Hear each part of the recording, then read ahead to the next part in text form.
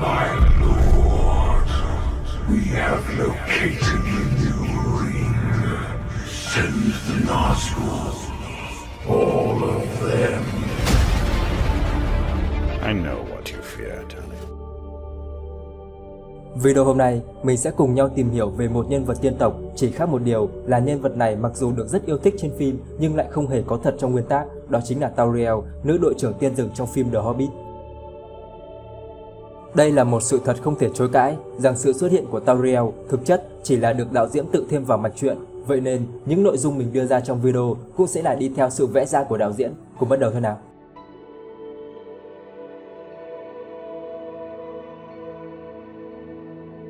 Tauriel xuất hiện lần đầu tiên là trong phần 2 của The Hobbit Đại chiến rồng Smaug, khi mà đoàn đồng hành của Thorin băng qua rừng âm u để tới được ngọn núi cô đơn thực hiện nhiệm vụ đoạt lại cây hương của mình.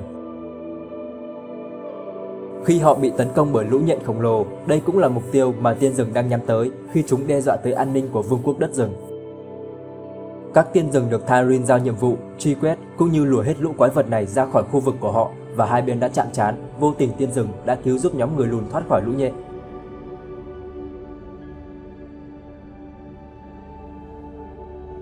Cũng từ đây, nhân vật Tauriel xuất hiện khi đã trực tiếp giải cứu Kili, rồi theo mệnh lệnh của Legolas đưa toàn bộ nhóm người lùn về sảnh đường lâm giới khi Thorin đã mang một thanh kiếm của tiên tộc được Legolas nghi ngờ là ăn cắp.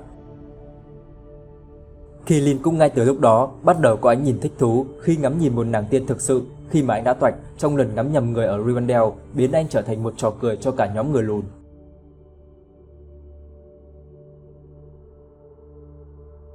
Tauriel cũng bắt đầu để ý tới Kili khi nhận ra tên người lùn này cao hơn so với tất cả những tên còn lại, trở thành một điểm nổi bật riêng. Thực tế thì trong nguyên tác, Fili cao hơn Kili.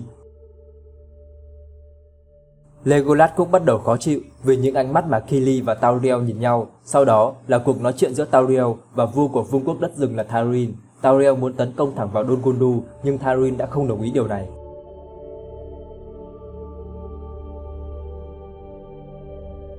Cô cho rằng nên tiêu diệt tận gốc kẻ thù sẽ tốt hơn là mãi mãi chỉ đánh đuổi chúng, và hãy nhìn cách bảo thủ của nhà vua mà xem, điều đó thực sự đúng đắn khi nơi đó là quá sức với tiên rừng. Thanduil tự tin rằng vương quốc này có thể mãi mãi trường tồn nếu như tiên rừng ở nguyên một chỗ, điều đó nhận được một sự thất vọng từ Tauriel. Để trấn an, Thanduil đã khen cô chiến đấu rất là ngoan cường.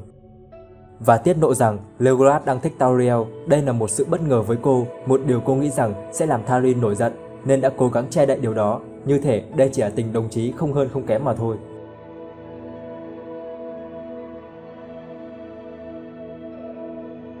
Thorin cũng thẳng thừng tuyên bố rằng đừng cho con trai ông hy vọng khi nó sẽ chả có hy vọng gì cả. Đây cũng chính là lý do mà có thể Tauriel muốn lấy Kili làm bình phong ngăn cản Legolas về sau. Tauriel đã tìm tới Kili trò chuyện, ban đầu chỉ là tò mò về kỷ vật mà Kili đang nắm giữ, rồi dần dần đồng cảm và trở lên thích thú với gã người lùn hơi cao so với quy định này hơn.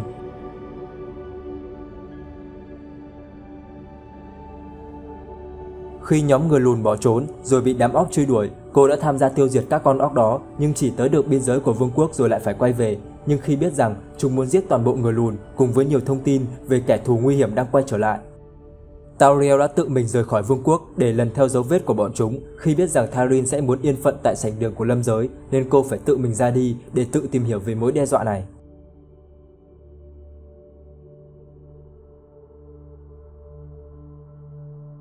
Điều này cũng khiến cho Legolas đi theo để yêu cầu cô quay trở về nhà, không nên chống lại lệnh của cha mình. Nhưng cuối cùng thì Legolas cũng đã bị Tauriel thuyết phục rằng chúng ta là một phần của thế giới, cũng nên phải làm điều gì đó cho thế giới này.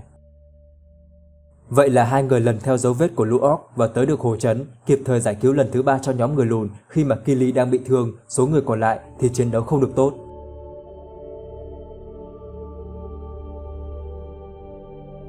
Cô đã dùng quyền năng mà cô có để chữa bệnh cho Kili, khiến cho tình cảm giữa hai người trở lên sâu sắc hơn, bất chấp việc điều này chưa từng có trong lịch sử của Trung Địa.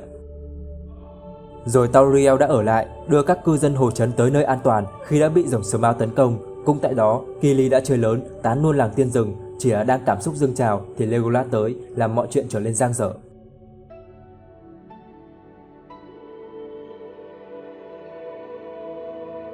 Sau đó, Tauriel đã theo Legolas tới Gundabad, nơi sẽ có những dấu vết của các binh đoàn orc. Điều này vô tình đã làm cản trở tình cảm đang phát triển của Tauriel và Kili, nhưng lại đi đúng theo nguyện vọng ban đầu mà Tauriel mong muốn. Khi trận chiến 5 cánh quân diễn ra, chứng kiến cảnh Tauriel không muốn can thiệp quá nhiều và muốn rút đi khi tiên rừng đã bị tổn hại quá nhiều, Tauriel đã liều mình ngăn cản Tauriel muốn tiên rừng tiếp tục chiến đấu cho đại cục. Điều đó đã khiến cho Tauriel gần như phải nhận sự trừng phạt ngay lập tức từ nhà vua của Vương quốc Đất Rừng. May mắn là Legolas đã xuất hiện và xin tha thứ cho Tauriel. Tauriel đã không thể làm được gì khác mà chấp nhận điều đó.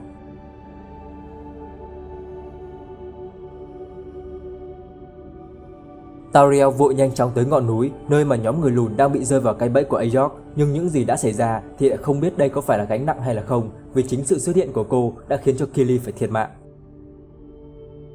Cô phải cảm nhận sự đau khổ của thứ tình yêu mà mình đã lựa chọn. Nếu đây là tình yêu thì tôi không muốn có, tại sao nó lại đau đến vậy?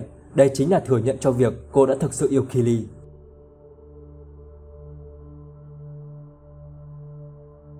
Cô đã không biết phải làm gì ngoài việc cầu xin Tauriel hãy mang thứ đau khổ đó đi, điều mà Tauriel cũng đã từng phải chịu rất nhiều lần từ nhiều năm về trước. Sau trận chiến, Tauriel đã bị Tauriel trục xuất khỏi Vương quốc Đất Rừng vì đã có quá nhiều lần cô bật lại nhà vua, tự ý hành động theo ý nghĩ của mình, phá hỏng trật tự mà Tauriel đã cố gắng thiết lập cho vương quốc. Nhưng khi được phỏng vấn Lily, người thủ vai Tauriel, thì cô đã trả lời rằng nhân vật Tauriel đã được tha thứ vì những sự đồng cảm bởi những mất mát của Tauriel. Ông đã cho phép cô được phép quay trở lại Vương quốc Đất Rừng.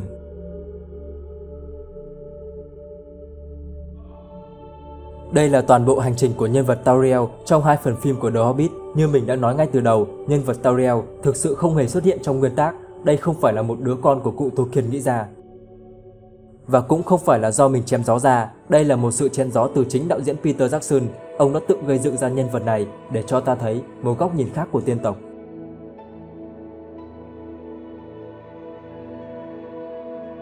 Nhưng nguyên nhân chính lại tới từ một lý do khác, vì sự thành công hơn mong đợi từ nhân vật Legolas trong 3 phần phim của Chúa Tể Những Chiếc Nhẫn mà đạo diễn đã quyết định cho nhân vật này được phép quay trở lại The Hobbit. Thực chất thì cả Legolas cũng không hề được nhắc tới trong nguyên tác của The Hobbit, anh được thêm vào với mục đích chính là về tính thương mại của bộ phim, điều này sẽ lôi kéo được nhiều khán giả ra rạp hơn.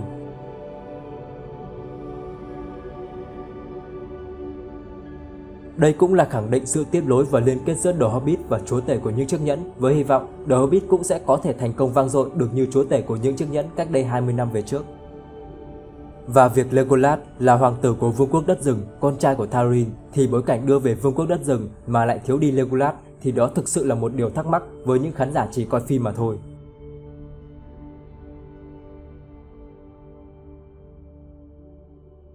Chính điều đó đã khiến cho đạo diễn đưa Legolas trở lại và phải nghĩ ra thêm nhiều nội dung về nhân vật Legolas để khai thác. Vậy là nhân vật Tauriel được sinh ra như một nút thắt cho câu chuyện tình yêu đơn phương của Legolas. Dẫn tới việc Legolas cũng mất niềm tin vào phụ nữ và hướng tới một điều tốt đẹp hơn ư? Hay anh cũng muốn tìm đến một người lùn khác để cảm nhận được niềm hạnh phúc mà Tauriel đã từng có?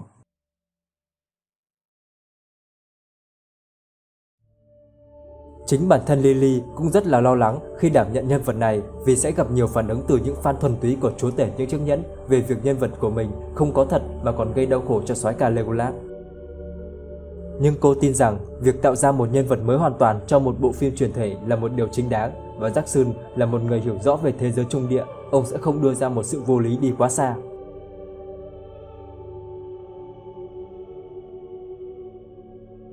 Tất nhiên là sẽ có nhiều người phàn nàn về việc không hài lòng với nhân vật Tauriel này khi đưa một nhân vật không có thật vào tác phẩm là một điều thiếu tôn trọng với lại cụ Tolkien. Mối tình Tauriel với Kili và Legolas cũng là một sự gượng ép, sáo rỗng và không thuyết phục, nhưng ít ra thì nó cũng đã truyền tải được thông điệp rằng đẹp trai chắc gì đã ăn được lại nhiều vàng.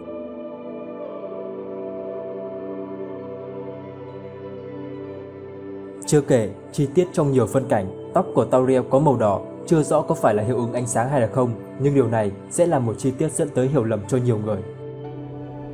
Khi mà trong thế giới trung địa, tiên tộc có tóc màu đỏ là cực kỳ hiếm, chỉ có vài người là có tóc màu đỏ, đó là những thành viên của gia tộc Fëanor. Điều này vô tình làm nhiều người tin rằng Tauriel có liên hệ tới gia tộc này.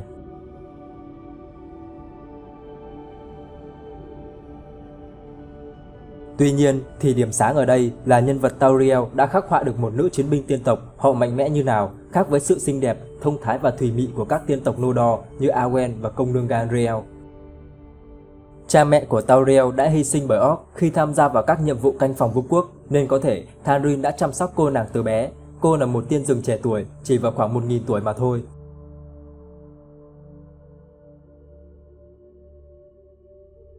Tauriel theo tiếng Sindarin có nghĩa là thiếu nữ trong rừng, là một đội trưởng đội cận vệ tiên rừng. Tauriel là một chiến binh điêu luyện trong biên chế quân đội của Vương quốc đất rừng, một chỉ huy lực lượng tinh nhuệ. Cô không chỉ là một chiến binh chiến đấu cận chiến tài giỏi mà còn là một xạ thủ điêu luyện, điều mà vốn dĩ các tiên rừng vẫn cực kỳ thông thạo. Vũ khí chính của cô là một cây cung và 2 con dao găm. Đây có thể là vũ khí tiêu chuẩn khi hoạt động trong rừng của tiên rừng.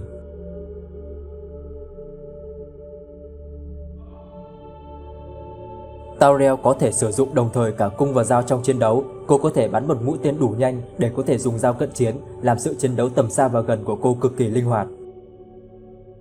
Tauriel cũng có thể sử dụng quyền năng, ở đây là dùng cho việc chữa bệnh. Đây là quyền năng của Maya Meridian, nữ hoàng của Donria xa xưa. Nó được truyền cho tiên tộc Shinda và có thể Tharin đã dạy lại cho tiên rừng kỹ năng này.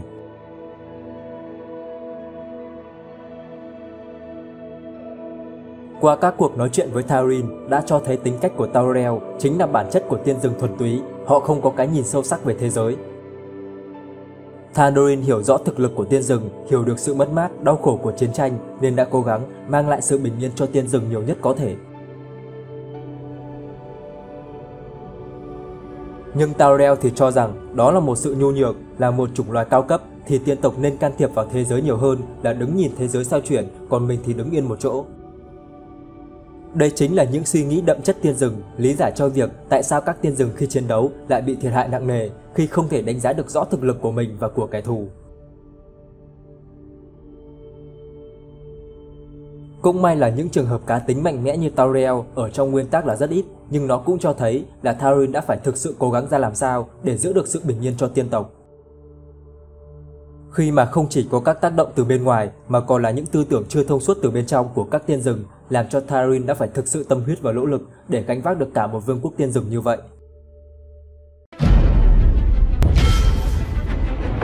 In the fires of Mount Doom, a ranger and a wraith, bound together in death, crafted the one thing that could change. Nếu các bạn thấy video này hay và hữu ích thì hãy nhớ nhấn like và đăng ký kênh ủng hộ mình để mình có động lực hoàn thiện các video sau thật là tốt hơn. Và đừng quên ấn thông báo để không bỏ lỡ các video tiếp theo. Tham gia group Chối Nhẫn trên Facebook để cùng trao đổi, chia sẻ về thế giới của Chối Nhẫn. Xin chào!